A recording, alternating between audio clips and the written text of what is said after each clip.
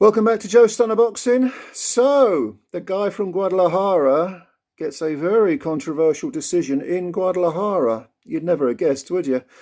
Gabriel Gollaz Valenzuela scores a split decision over Steve Spark of Australia. And the Australian's got to be peeved about this because I thought he clearly won this fight. I had him 96-93 up, which was 7 rounds to 3, 10 rounder. But he did suffer a knockdown, hence the reason there's the point discrepancy in the 6th round from a body punch. And he looked hurt, quite badly hurt. But in the 7th round, he came right back. He was the aggressor. He was busier. He put more pressure on. He was forcing Gollaz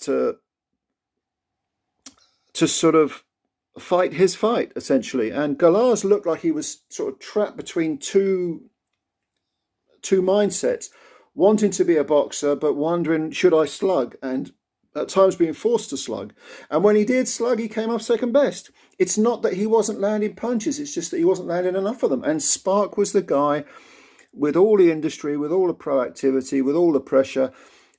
He was clipped, don't get me wrong, but he was definitely whacking Gollaz. I mean, and Gollaz doesn't have a particularly sort of traditional Mexican style. He's quite sort of languid, stands off a bit, does fire some nice straight punches, but again, not nearly enough of them. The volume isn't there.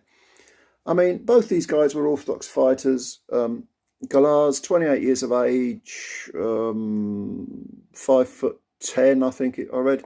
Steve Spark, 26 years old, again, orthodox fighter. Spark came in with 16 wins, 2 defeats. And one of those defeats was, this was a super lightweight fight, by the way. He is a super lightweight. But he went up to super welterweight and fought Tim Tszyu and got done in 3 rounds. That was back in 2021. So it was a sort of calculated gamble that went wrong.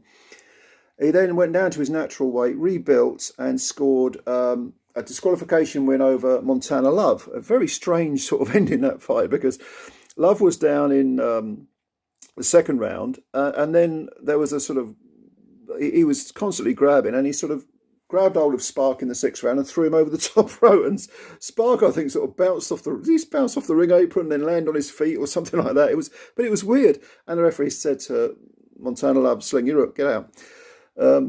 Now, interestingly, Montana Love also fought Gabriel Gollaz Valenzuela, and he beat him a unanimous decision. But even though he had Gollaz on the floor in the 1st round, he himself was on the floor in the 2nd round. So, interesting little, compare and contrast there with Montana Love. But in the opening round of this fight, Spark came out and he really started to put it on Gollaz from the word go. It was almost, one of the commentators said, it's like he's trying to take the the crowd out of the equation. More importantly, he was trying to stamp his authority on the fight and say to Gollaz, I'm in your backyard, but I'm here to fight and I'm here to win. And he really made that terrific statement. And Gollaz was sort of trapped between those two styles, didn't know whether the box, didn't know whether the fight, was forced to fight at times. Spark putting the pressure on, heavier hands, again, was flawed in the 6th, body punch, but got up and in the 7th round just came straight back. I just don't see how Gollaz won this fight. I really don't. I mean, one guy gave it to him 96-90, was it 96-93 or something like that? 90, I think so. I don't know, where's he getting that from? The other one had it, I think 95-94 to Gollaz. Oh, right, that's pushing it a bit. Maybe with the knockdown you can make an argument for that. But the one that went for Spark had it 95-94. So that would be, including with the 10-8 for Gollaz, that would be a 6-4 fight. I mean, like I said, it's 7-3. I think the Aussie can feel very, very aggrieved. But you're in the guy's backyard. You're fighting a guy. I mean, I'm not talking about his country. I'm talking about his hometown. What do you expect? But no, this was definitely a Spark win for me. And I think it's a shame. I think it's a shame that the guy goes all that way.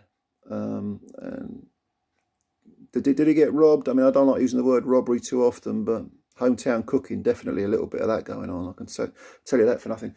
Anyway, I don't know if you saw the fight, but go and have a look at it. It was good. It didn't quite become the barn burner that a lot of people have predicted, but it was a good fight. It was an entertaining fight. Lots of punches being thrown from Spark, some good counters. But weirdly enough, that even though there was a Mexican from Guadalajara, the crowd was strangely quiet, and this was a pretty decent fight. Maybe they're spoiled over there with all these terrific warriors they got, or maybe they just didn't particularly like Gollaz's style. Or maybe they just thought all the way through the fight Spark was winning, and therefore they weren't going to cheer their guy until he produced something. Yeah, it was a strange result, strange atmosphere, and yeah, commiserations to Spark.